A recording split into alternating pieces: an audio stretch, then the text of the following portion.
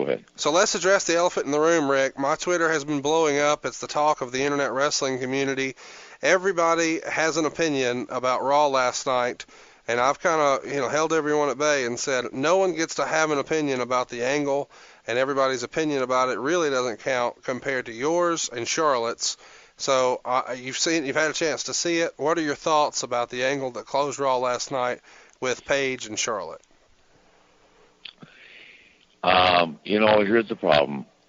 I obviously have an opinion, but I'm afraid to voice it because I don't want anything to affect Ashley's career. And I would just say that I know that Hunter and Stephanie and Michael Hayes have her back.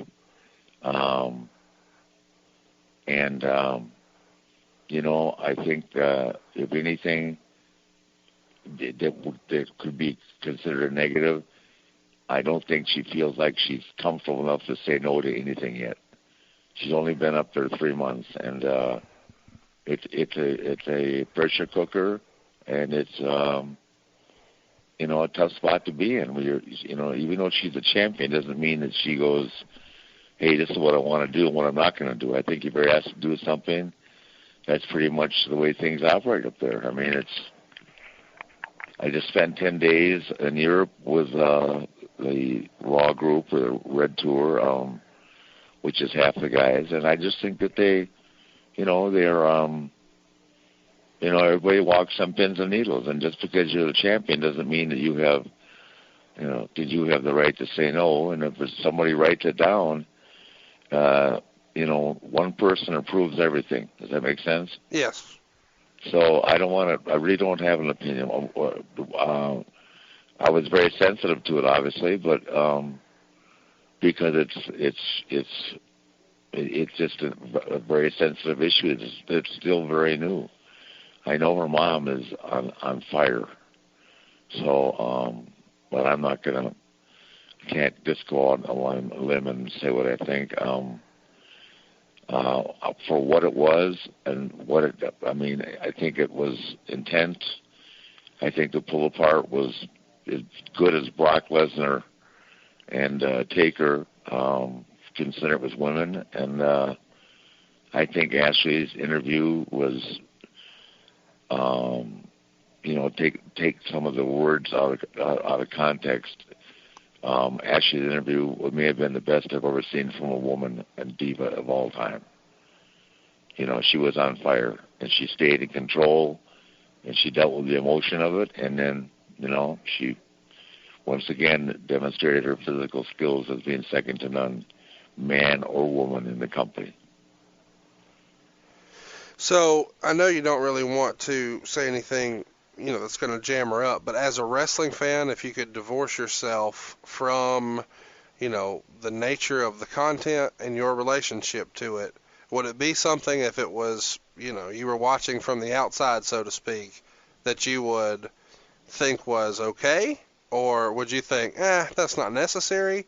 Or, hey, that's good heat? Or where would you land on it if you weren't married to it, if that makes sense? I wouldn't like it. Okay. I mean, obviously, I got mad. We told this story on the show. I was upset when Jerry Lawler was just verbally abusing Bret Hart's parents. Right. Much less touching on something as sensitive as that. And, it's still, it's still new. It's not even 3 years old. I mean, that's something we deal with as a family on a daily basis. As you know, I share. Sure. If I'm upset about something that, comes to mind, and I'm doing 30 for 30 right now for ESPN, and that's one of the things they wanted to talk about, which was, a very emotional part of the interview. So it's just something that if I was a fan, I wouldn't like it. No. But, I've seen a lot of things I didn't like before. I'm personally attached to this, but let me reiterate, I know that Hunter and Stephanie and Michael Hayes have her back, and, they wouldn't let anything they wouldn't go out of their way to hurt her or put her in a position to be hurt. Were you seeing that fresh, or did you have a heads up that something like that? No, I never heard a word about it. I started crying while I was watching it. Yeah. Nope, nobody called me, and no one's called me today. So, I mean, that would indicate that they just assume that that's good. So, I don't have an answer for that. We don't want to, drone on with the negative here. On some level, I think this is fair to say, you do, trust the judgment of your daughter, and B, your daughter as the performer to make a good decision there. And maybe this is just something you would have liked to have had a heads up on. Is that fair to say? No, because I don't think it would have made any difference. If they ask you to do something, what is she going to say? No, I quit. I mean, I don't think that anybody has. If I listen to the interviews of a lot of the kids, forget anything personal. It doesn't mean I have to like the verbiage of them. Does that make sense? Right. But I mean, they've written down stuff for me that I wasn't comfortable with, and I can go ask, and they'll change it. I mean, it's nothing sensitive like that, but they brought stuff to me, and I said, to Hunter, this doesn't make sense. And Hunter goes, well, write something down that does, or talk to the writer, and I will. But it's never anything of that level of sensitivity. No. So what is the internet? I mean, I don't read the internet, obviously. You report to me. What are they saying? People are pissed, man. They think that this wasn't fair to you and her mom, and that it was trashy and disrespectful and disgusting and all the bad words that you could imagine. And a lot of people are comparing it to when Randy Orton had a promo with Rey Mysterio and said, Eddie's not in heaven, Eddie's in hell. And obviously that's a different thing completely, but still they're saying the tone is people don't like it. They think that it was out of place. Yeah, hopefully not on her behalf, but you mean by the company? Yeah. I don't think everybody understands the way the creative process works now. And a lot of people have said, they made her do it. And my impression was that she wasn't forced to do it. And I don't know what your conversations have been like with her, and it's not my place to say. But in my head, they probably pitched this and said, hey, what do you think about this? And if you're not comfortable with it, you don't have to do it. But that may not have happened. But in my head, to your point, she may have felt like, well, I can't really say anything. I'm too new to rock the boat. That would be my take on it. But that doesn't mean that I'm right. I do know that she would never be comfortable rocking the boat right now.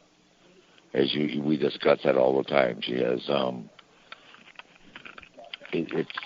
she's in a very unique and a really, really great position with them, and she'll be there as long as she wants to be because they think that much of her, not only because of who she is, but because of her skill set and her work rate, her work ethic.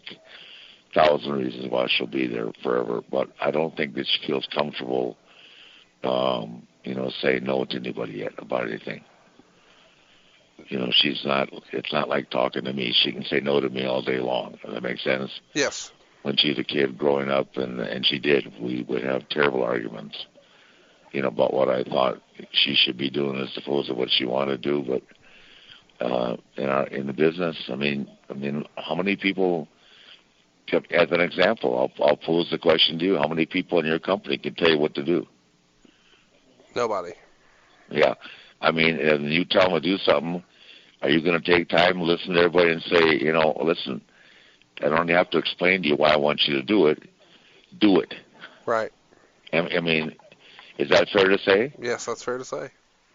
Because, you can't run a successful company and listen to 40 people a day complain about their individual, likes or dislikes. Is that fair? Yes. And I would assume with your success and the rate of growth as your company is growing, you got bigger obstacles in your path, like recruiting new people, recruiting people all the time as your company grows. Can have somebody that's been there for a while asking you why, when, and where, or how. And that's no different in wrestling, except in wrestling it might be a little more insensitive.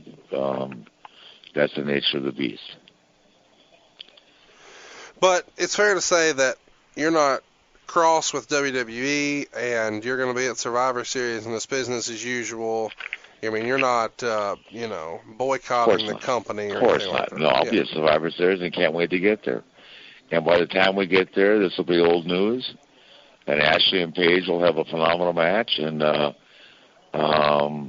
if anything else, we came out of it with a definitive bad guy and a definitive good guy. Yeah, that we did. If we were looking for heat in a women's match, we have it, and it's going to happen this Sunday. And hopefully, and I think you'll agree with this, they'll go out and have a hell of a match, and that would have put some extra heat on it, and then we can move on, and, she'll have a big win, and that'll be the big payoff, and everybody moves on to the next phase. The important thing to remember in life is that something that looks like it's bringing the world to an end, which something like when my son died, I thought did happen, and I lived like that for a year. But in reality, what's worse, that promo or what happened in Paris, France this weekend? Well, it puts things in perspective. I mean, it's